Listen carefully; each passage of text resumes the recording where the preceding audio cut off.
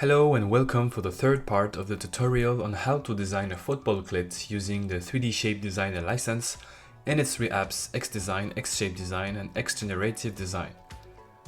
In the last video we were in the xShape Design app where I created a surface for the soil and two cutting surfaces. I will not use these surfaces for the moment so I can hide them. This video will focus on the soil and three zones: the middle, the back, and the front. Now, let's switch to xGenerative Design.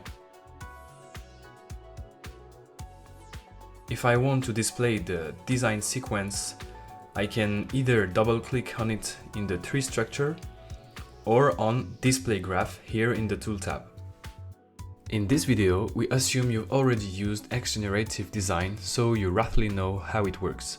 The idea is to show some example of use throughout functions and how to manage the boxes. This app can be controlled in two windows. On the right, I can use several functions such as Assemble. I want to select what I call the middle zone. Be careful because when you click on one face, it selects the whole surface. You have to precise your selection like that. During this operation, you see the function appearing in the left side with the box Assemble1 and all the inputs that represent the selected faces. I want to print waves on the zone.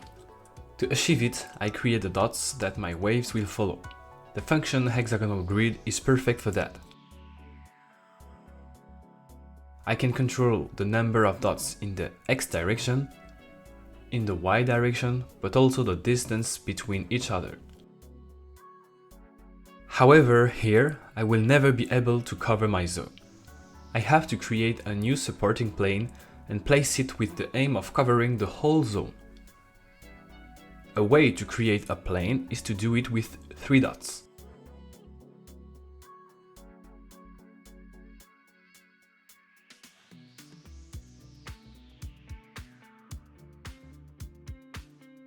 The dot connected in the PT1 input is the center. The PT2 input directs the plane. If I want to stand my hexagonal grid on this new plane, I just have to change the input.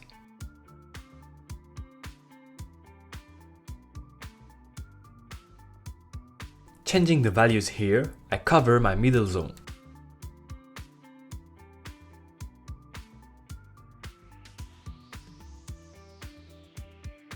Let's have a look on the output.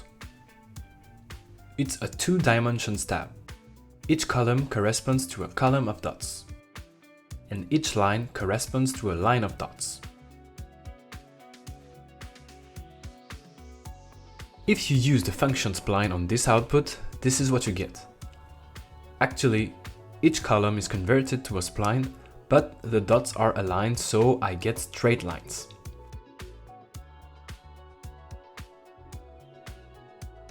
The tip is to transpose the dots tab in order to create splines from lines of the hexagonal grid. Now, I get my waves.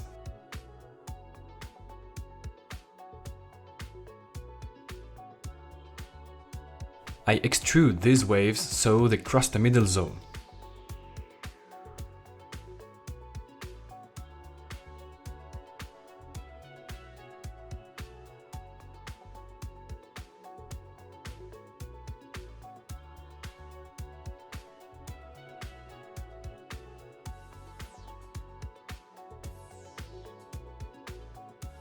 Then, I generate the intersection with the function intersect.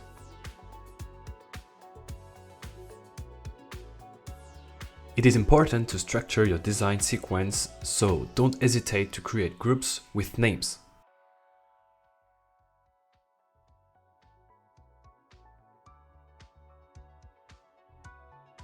Hiding my spline construction group, we see the waves printed on my zone.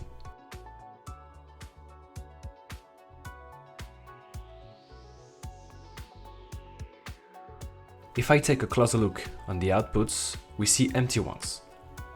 They are empty because some splines didn't cross the middle zone at all. Then, the use of the function removeEmpty is obvious. Sometimes, the outputs can be disconnected curves and be hard to use in some functions. So, I decide to disassemble everything.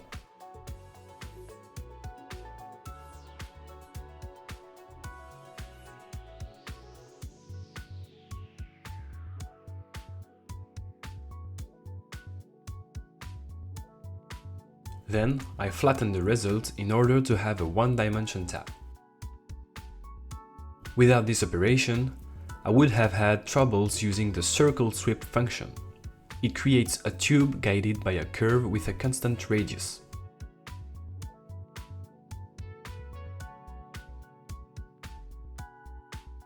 With a zoom, it's easier to see it.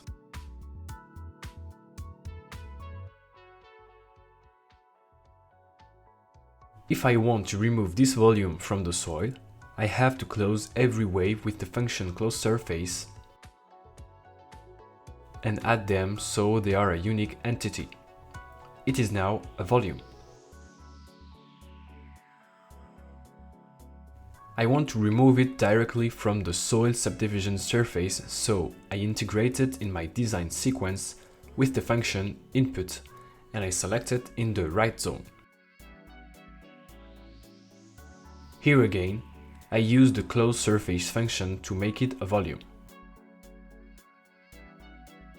And the last step is to remove the waves from the soil with the remove function.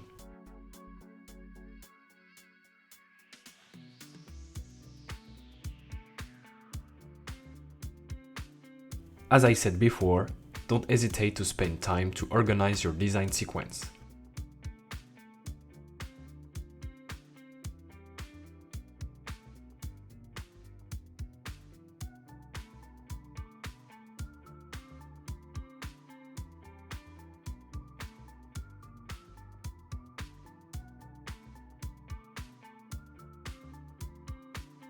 If you want to color something, you only need these two boxes. I want my soil to be black.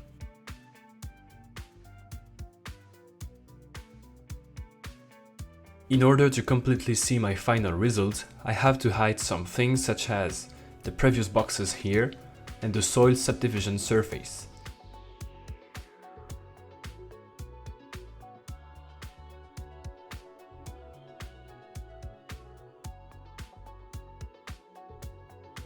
And we are done with the first zone.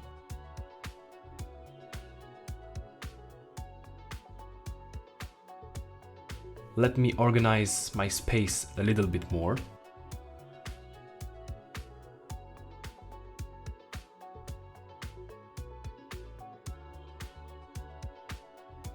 I decide to store my inputs near the references. And in order to avoid long links like this, I can turn this output into a remotely detectable one clicking here on the star.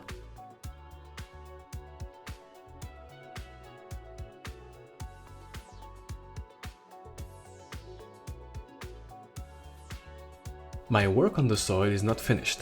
I decide to display the original one and hide the black one.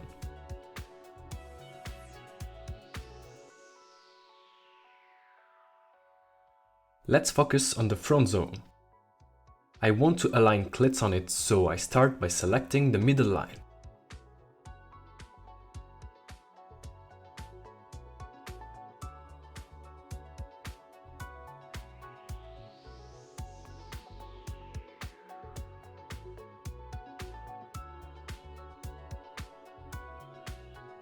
Once again, I find my assemble in the left window.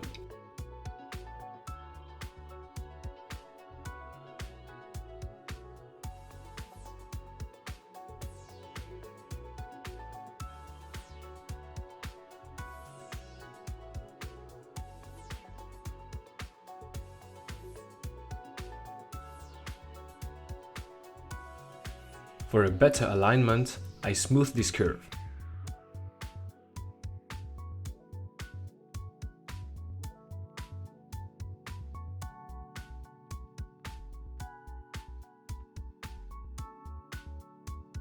Then, the function divide curve generates dots on it with an equal distance between each other.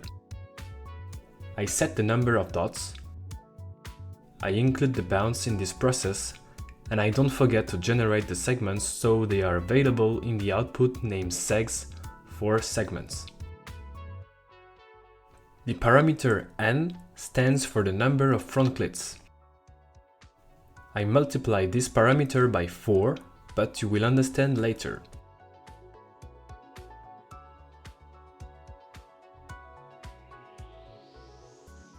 This generates 19 segments on my curve.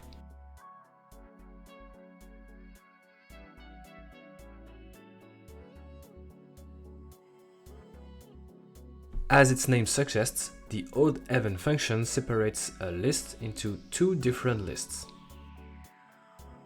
One with the odd elements and the other with the even elements. I do it again on the even elements.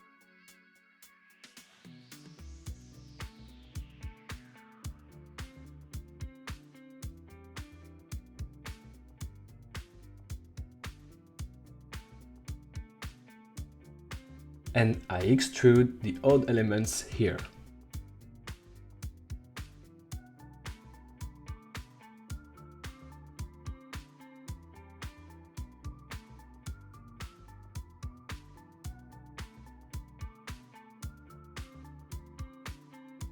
Then I'm starting to see my cleats.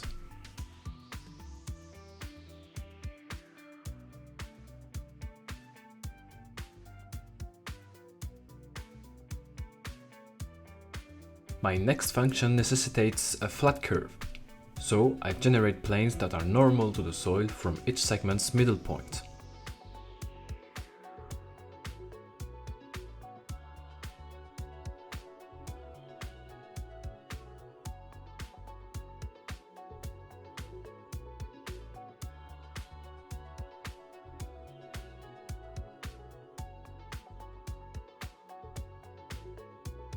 Now, I create the intersection between each plane and extrusion, and I get my flat curves.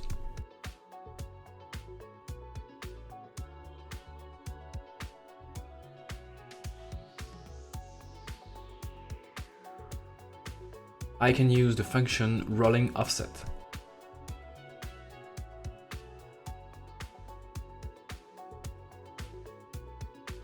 It creates a closed curve around the selected curve with a chosen offset distance. They constitute the Cleats basis.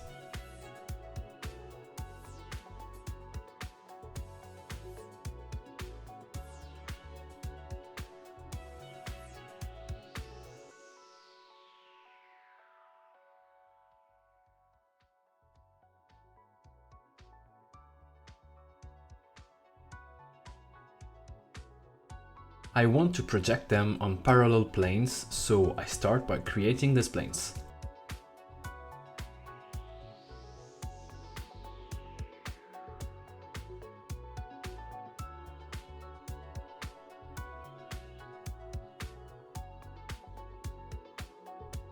And finally, I project in the right direction.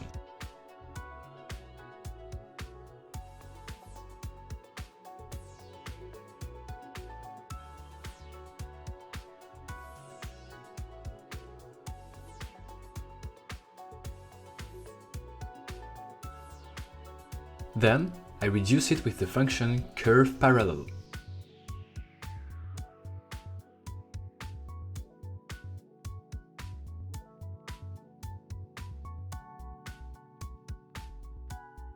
With a small offset, I get a smaller version of my shape.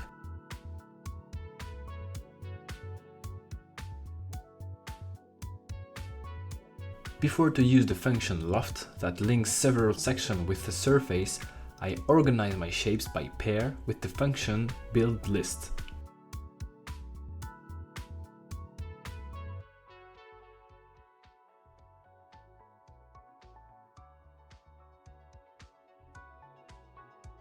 It creates a tab with the first list as the first line and the second list as the second line.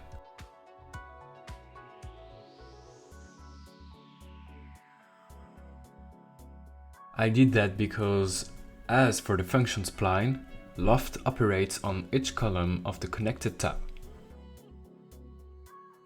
As wide open Cleats aren't very practical, I close them with the function fill.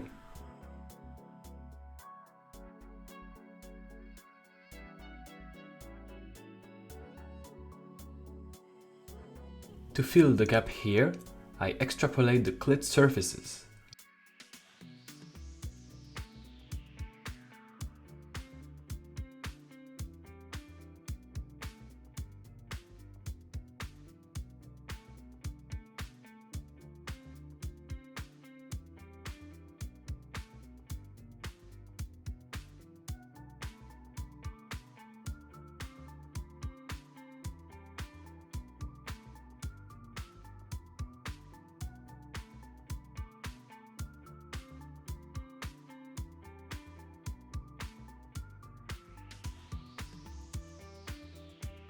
I only recover the part I need, cutting it with normal planes I created earlier.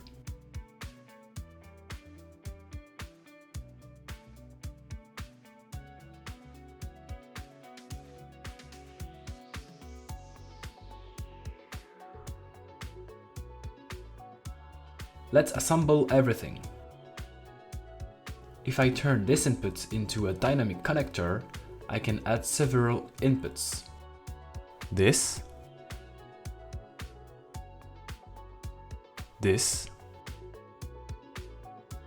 and this.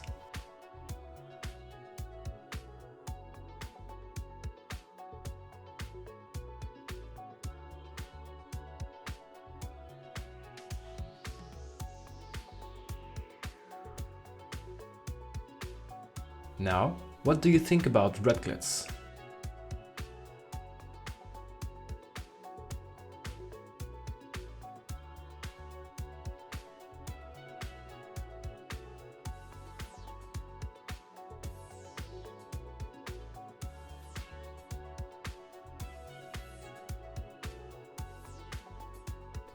And this is the result with the black soil.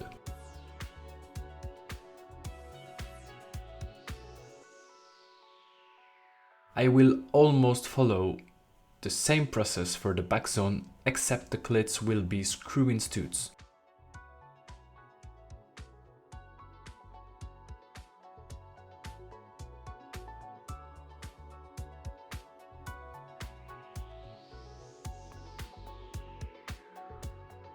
As previously, I select and assemble the edges.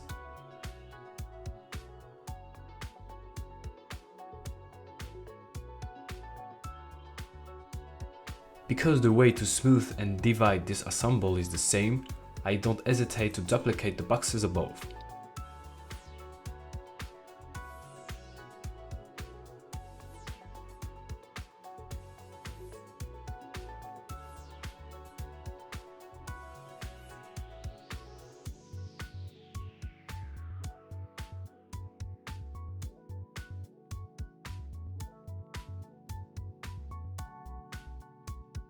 I use the points as centers for my circles.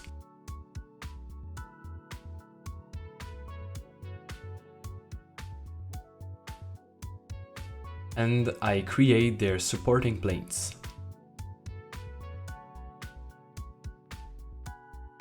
Here again, I create parallel planes and I project my circles before to reduce them.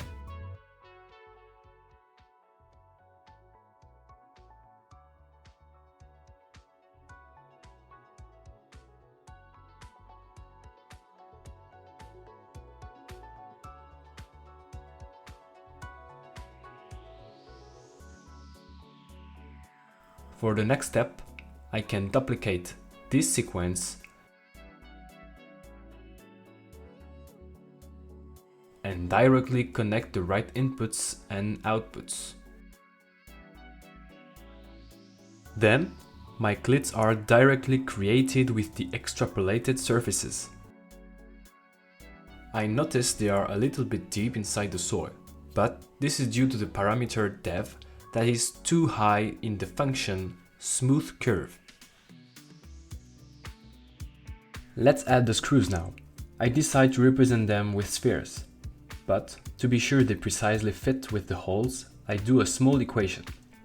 First, I measure the perimeter with the function curve length. The result is in millimeters. I generate the centers of the small circles.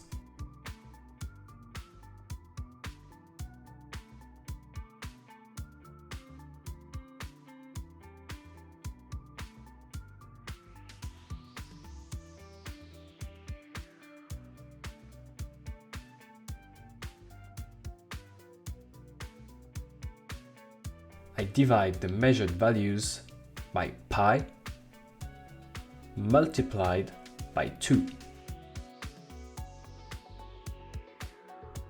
The result of this operation is the radius.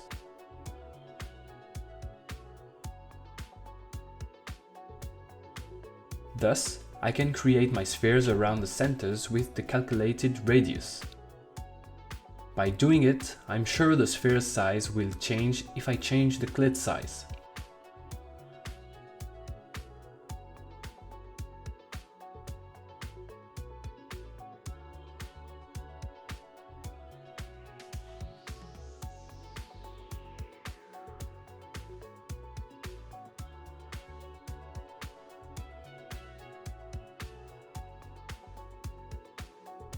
Let's add some color.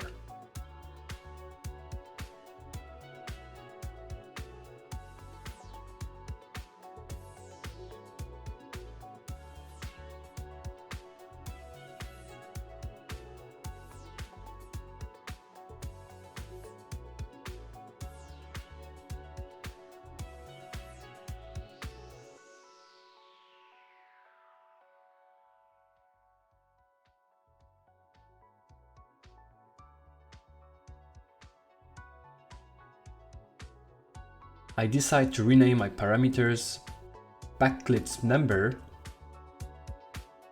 and frontclits number.